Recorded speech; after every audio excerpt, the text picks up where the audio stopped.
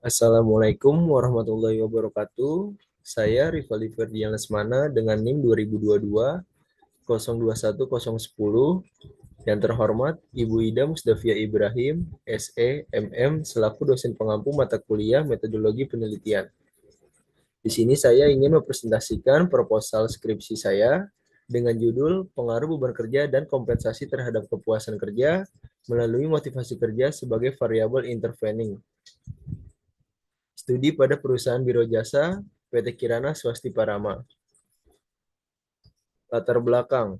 Sumber daya manusia merupakan faktor strategis dalam perusahaan jasa karena keberhasilan operasional sangat bergantung pada peran karyawan sebagai pelaksana utama pelayanan.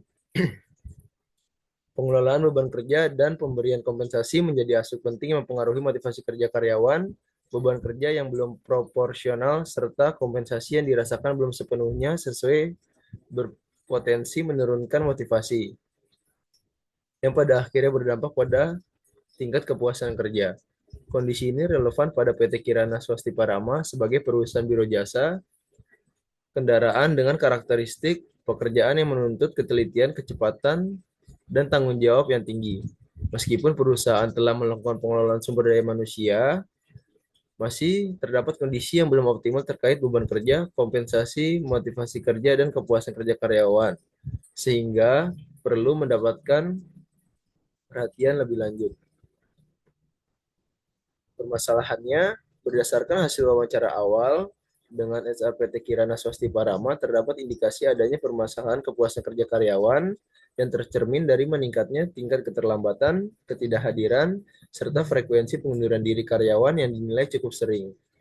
Menurut SRPT Kirana Swasti Parama, kondisi tersebut diduga berkaitan dengan beban kerja yang dirasakan cukup tinggi, serta kompensasi yang dinilai belum sepenuhnya sebanding dengan tuntutan pekerjaan.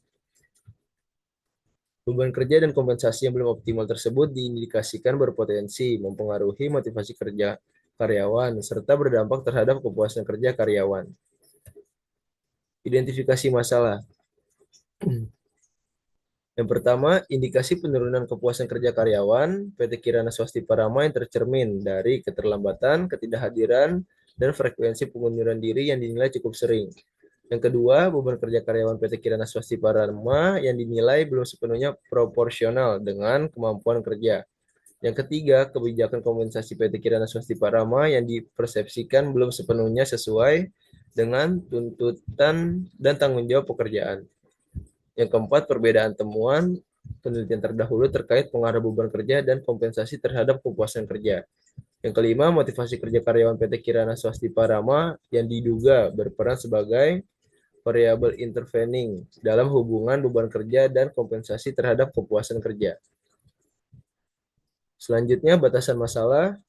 Yang pertama, penelitian ini difokuskan pada pengaruh beban kerja dan kompensasi terhadap kepuasan kerja dengan motivasi kerja sebagai variabel intervening.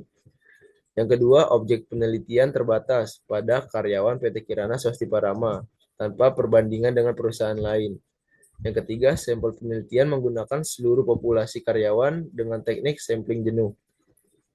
Yang keempat, analisis menilai pengaruh langsung dan tidak langsung antar variabel penelitian. Yang kelima, metode penelitian menggunakan SAMPLS dengan data berdasarkan persepsi karyawan melalui kuesioner skala Likert. Selanjutnya di sini ada rumusan masalah. Yang pertama, apakah beban kerja berpengaruh terhadap kepuasan kerja karyawan di PT Kirana Swasti Parama? Yang kedua, apakah kompensasi berpengaruh terhadap kepuasan kerja karyawan di PT Kirana Swasti Parama? Yang ketiga, apakah beban kerja berpengaruh terhadap motivasi kerja karyawan di PT Kirana Swasti Parama? Yang keempat, apakah kompensasi berpengaruh terhadap motivasi kerja karyawan di PT Kirana Swasti Parama? Yang kelima, apakah motivasi kerja berpengaruh terhadap kepuasan kerja karyawan di PT Kirana Swasti Parama? Yang keenam, apakah beban kerja berpengaruh terhadap kepuasan kerja karyawan melalui motivasi kerja sebagai variabel intervening di PT Kirana Swasti Parama? Yang ketujuh, apakah kompensasi berpengaruh terhadap kepuasan kerja karyawan melalui motivasi kerja sebagai variabel intervening di PT Kirana Swasti Parama? Selanjutnya ada tujuan penelitian. Yang pertama untuk mengetahui pengaruh beban kerja terhadap kepuasan kerja karyawan. Yang kedua untuk mengetahui pengaruh kompensasi terhadap kepuasan kerja karyawan. Yang ketiga untuk menilai pengaruh beban kerja terhadap motivasi kerja karyawan. Yang keempat untuk menilai pengaruh kompensasi terhadap motivasi kerja karyawan. Yang kelima untuk mengetahui pengaruh motivasi kerja terhadap kepuasan kerja karyawan. Yang keenam, untuk menganalisis peran motivasi kerja dalam memediasi pengaruh beban kerja terhadap kepuasan kerja karyawan. Yang ketujuh, untuk menganalisis peran motivasi kerja dalam memediasi pengaruh kompensasi terhadap kepuasan kerja karyawan. Selanjutnya ada manfaat penelitian. Yang pertama untuk akademisi, memberikan kontribusi teoritis terkait pengaruh beban kerja dan kompensasi terhadap kepuasan kerja melalui motivasi kerja, serta menjadikan referensi penelitian selanjutnya di bidang manajemen sumber daya manusia. Yang kedua, untuk perusahaan, memberikan masukan bagi manajemen dalam mengelola beban kerja dan sistem kompensasi guna meningkatkan motivasi serta kepuasan kerja karyawan. Yang ketiga, untuk penulis menambah pengetahuan dan pengalaman dalam penelitian manajemen sumber daya manusia, serta mengembangkan kemampuan analisis dan penyusunan karya ilmiah secara sistematis dan akademis. Di sini selanjutnya ada research gap. Yang pertama, kepuasan kerja berkaitan dengan beban kerja, kompensasi dan motivasi kerja. Namun, hasil penelitian terdahulu menunjukkan temuan yang belum konsisten. Yang kedua, beban kerja terbukti berpengaruh signifikan terhadap kepuasan kerja, menurut Ahsani dan Asafani. Namun, penelitian lain menemukan bahwa beban kerja tidak berpengaruh terhadap kepuasan kerja, menurut Ekwati et al., Saputra, Wulandari Anissa, dan Supiyadi. Yang ketiga, kompensasi dinyatakan berpengaruh positif dan signifikan terhadap kepuasan kerja, menurut Mulyawan dan Oktiani, serta Yulianti et al. Namun, penelitian lain menunjukkan bahwa kompensasi tidak berpengaruh terhadap kepuasan kerja menurut Rafli et al. Dan juga berpengaruh negatif dan tidak signifikan menurut Saputra. Yang keempat, motivasi kerja terbukti mampu memediasi pengaruh beban kerja terhadap kepuasan kerja menurut Ahsani, Putri dan Kasmir, serta Suwadi. Namun, beberapa penelitian menemukan bahwa motivasi kerja tidak berperan sebagai variabel intervening menurut Hermingsi dan Purwanti, Kirana et al., serta Sitorus dan Herlin. Selanjutnya ada novelty penelitian atau kebaharuan.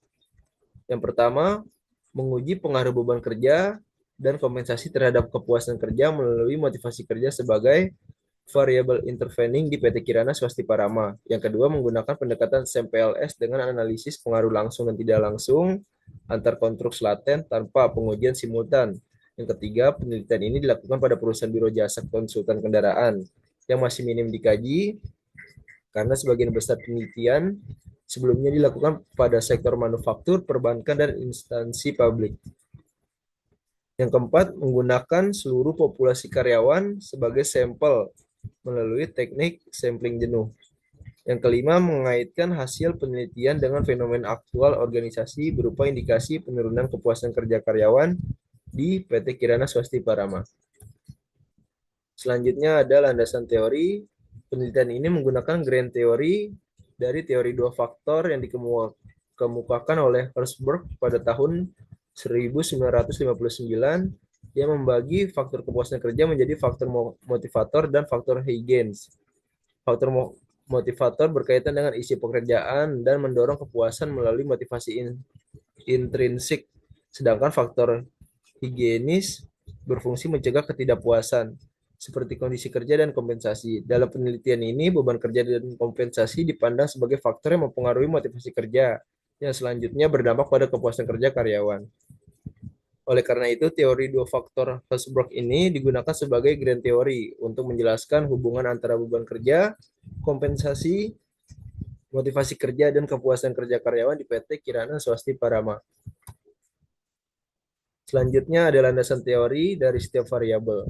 Yang pertama itu kepuasan kerja Menurut Herzberg, dalam teori dua faktornya menjelaskan bahwa kepuasan kerja dipengaruhi oleh faktor motivator seperti pencapaian, pengakuan, tanggung jawab, dan peluang pengembangan, serta faktor hygiene seperti gaji, kebijakan perusahaan, hubungan rekan kerja, dan kondisi kerja. Dalam penelitian ini, kepuasan kerja dipahami sebagai hasil interaksi antara motivasi yang dipicu oleh beban kerja dan kompensasi dengan faktor-faktor lingkungan kerja sehingga karyawan dapat bekerja lebih optimal. Sejalan dengan itu, menurut Purba dan Rangkuti pada tahun 2022, kepuasan kerja mencerminkan terpenuhinya kebutuhan dan harapan karyawan terhadap pekerjaannya. Yang kedua, beban kerja. Menurut Karasek, dalam teori demand control menyatakan bahwa beban kerja merupakan kombinasi tuntutan pekerjaan dan kontrol yang dimiliki karyawan dalam melaksanakan tugas. Indikatornya meliputi tekanan waktu, volume, dan kompleksitas pekerjaan, serta keleluasaan dalam mengatur pekerjaan. Beban kerja yang seimbang mendorong karyawan bekerja nyaman dan efisien, mempengaruhi motivasi dan kepuasan kerja. Beban kerja yang berlebihan dapat menyebabkan kelelahan fisik dan mental, sehingga menurunkan kepuasan kerja. Sedangkan beban kerja yang seimbang memungkinkan karyawan bekerja lebih optimal dan nyaman, menurut Ekowati et al. Pada tahun 2021.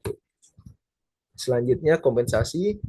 Teori ekspektansi dari Fromm menjelaskan bahwa kompensasi adalah imbalan yang diterima karyawan atas usaha dan kinerja berupa gaji, tunjangan, bonus, atau insentif lain. Kompensasi yang adil sesuai kontribusi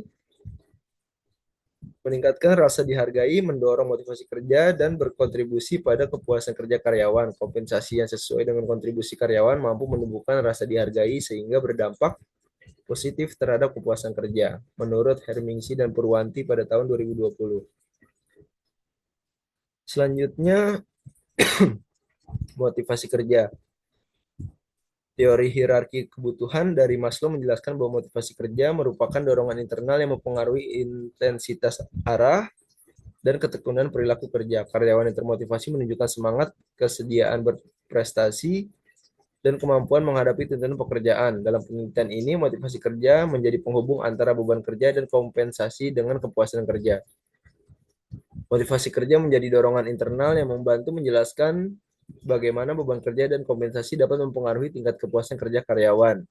Menurut Sitorus dan Siagian pada tahun 2023 serta Nurrahma et al. Pada tahun 2024. Selanjutnya ada penelitian terdahulu. Yang pertama, beban kerja terhadap kepuasan kerja, di mana menurut Asani 2025 beban kerja berpengaruh positif dan signifikan terhadap kepuasan kerja. Selanjutnya menurut Ekowati et al. Pada 2021 beban kerja tidak berpengaruh terhadap kepuasan kerja.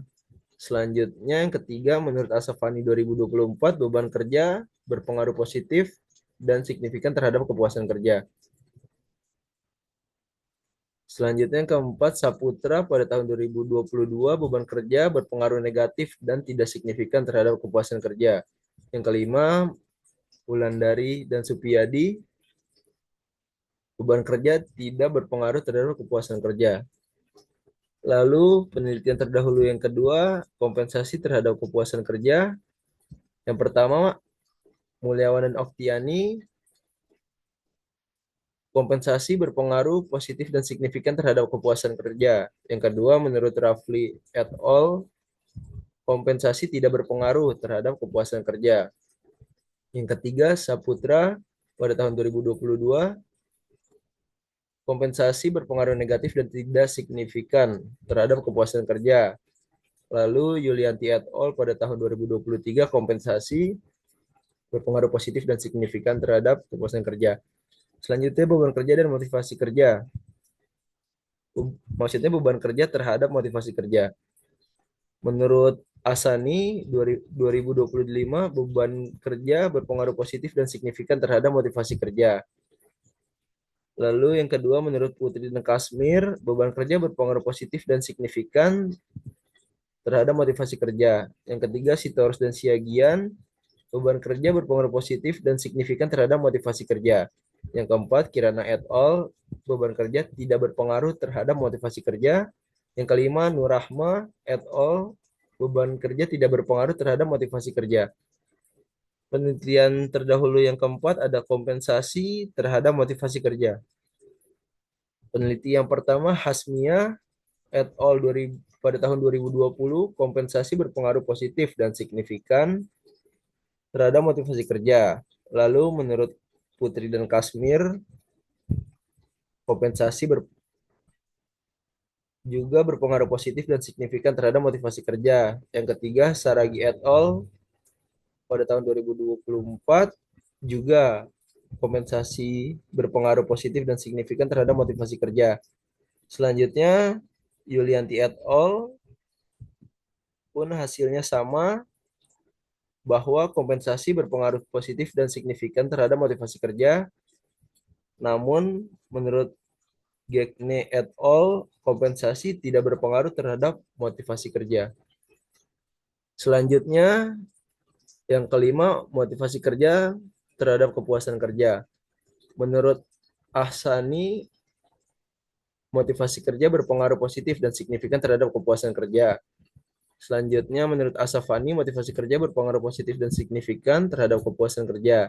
Yang ketiga, Putri dan Kasmir, motivasi kerja berpengaruh signifikan terhadap kepuasan kerja. Namun, menurut Wulandari dan Supiyadi, motivasi kerja tidak berpengaruh terhadap kepuasan kerja. Selanjutnya, beban kerja terhadap kepuasan kerja melalui motivasi kerja. Menurut Ahsani, beban kerja terhadap kepuasan kerja melalui motivasi itu berpengaruh. Selanjutnya, menurut Putri dan Kasmir, beban kerja terhadap kepuasan kerja melalui motivasi kerja berpengaruh. Lalu Hermingsi dan Purwanti, beban kerja terhadap kepuasan kerja melalui motivasi kerja tidak berpengaruh. Selanjutnya Kirana et al. Beban kerja terhadap kepuasan kerja melalui motivasi kerja tidak berpengaruh. Yang kelima, Sitorus dan Siagian menyatakan bahwa beban kerja terhadap kepuasan kerja melalui motivasi kerja tidak memiliki pengaruh. Dan yang terakhir, Suwadi 2024, beban kerja terhadap kepuasan kerja melalui motivasi kerja berpengaruh. Penelitian yang terakhir, kompensasi terhadap kepuasan kerja melalui motivasi kerja. Menurut Hasmia et al., kompensasi terhadap kepuasan kerja melalui motivasi berpengaruh positif dan signifikan. Lalu Hermingsi dan Purwanti, kompensasi terhadap kepuasan kerja melalui motivasi menyatakan berpengaruh negatif dan tidak signifikan. Dan yang ketiga, Yulianti et al., kompensasi terhadap kepuasan kerja melalui motivasi kerja berpengaruh positif dan signifikan. Selanjutnya di sini ada kerangka pemikiran dan juga hipotesis penelitian. Hipotesis pertama, beban kerja diduga berpengaruh terhadap kepuasan kerja. Hipotesis kedua, kompensasi diduga berpengaruh terhadap kepuasan kerja. Hipotesis tiga, beban kerja diduga berpengaruh terhadap motivasi kerja. Hipotesis yang keempat, kompensasi diduga berpengaruh terhadap motivasi kerja. Hipotesis 5, motivasi kerja diduga berpengaruh terhadap kepuasan kerja. Hipotesis 6, beban kerja diduga berpengaruh terhadap kepuasan kerja melalui motivasi kerja. Hipotesis 7, kompensasi diduga berpengaruh terhadap kepuasan kerja melalui motivasi kerja. Selanjutnya ada metodologi penelitian. Penelitian ini menggunakan metode kuantitatif, pendekatan asosiatif untuk menganalisis beban kerja dan kompensasi terhadap kepuasan kerja karyawan melalui motivasi kerja sebagai variabel intervening. Data yang digunakan adalah data primer yang diperoleh melalui penyebaran kuesioner pada karyawan PT Kirana Swasti Parama. Selanjutnya ada operational variable. Variabel penelitian terdiri dari beban kerja sebagai X1 dan kompensasi sebagai X2 sebagai variabel independen. Motivasi kerja sebagai variabel Z atau sebagai variabel intervening, serta kepuasan kerja sebagai variabel Y atau sebagai variabel dependen. Hubungan antar variabel dianalisis untuk melihat pengaruh langsung maupun tidak langsung terhadap kepuasan kerja karyawan. Selanjutnya di sini ada dimensi dan indikator variabelnya. Pada variabel kepuasan kerja, dimensinya itu pekerjaan itu sendiri, gaji, kesempatan promosi, pimpinan, rekan kerja. Dan diindikatorkan kepuasan kerja terhadap pekerjaan, kepuasan dan keadilan gaji, peluang promosi jabatan, dukungan pimpinan, kerjasama dan dukungan rekan kerja. Lalu variabel X1 beban kerja, dimensi, jumlah pekerjaan, indikatornya banyaknya tugas yang harus diselesaikan. Dimensi kompleksitas pekerjaan, tingkat kesulitan pekerjaan, tekanan waktu kerja, batas waktu, dan tekanan kerja. Variabel selanjutnya kompensasi. Dimensi gaji pokok, indikatornya itu kesesuaian dan keadilan gaji. Dimensi tunjangan, indikatornya kelengkapan dan kesesuaian tunjangan. Dimensi insentif atau bonus, indikatornya itu pemberian dan ketepatan waktu insentif. Selanjutnya variabel Z, dimensinya itu motivasi intrinsik, indikatornya semangat dan keinginan berprestasi.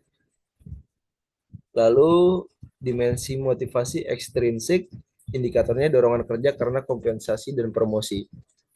Selanjutnya di sini ada populasi dan sampel. Populasi dalam penelitian ini adalah seluruh karyawan PT Kirana Swasti Parama berjumlah sebanyak 46 orang. Teknik pengambilan sampel yang digunakan adalah teknik sampling jenuh, sehingga seluruh anggota populasi dijadikan sebagai sampel penelitian. Selanjutnya ada teknik pengumpulan data. Teknik pengumpulan data dilakukan melalui penelitian lapangan dengan menggunakan kuesioner yang disebar secara daring melalui Google Form, pengukuran jawaban responden menggunakan skala Likert untuk mengetahui persepsi karyawan terhadap beban kerja, kompensasi, motivasi kerja, dan kepuasan kerja. Teknik analisis data. Teknik analisis data menggunakan structural equation modeling atau SEM berbasis partial least square atau PLS dengan bantuan aplikasi Smart PLS.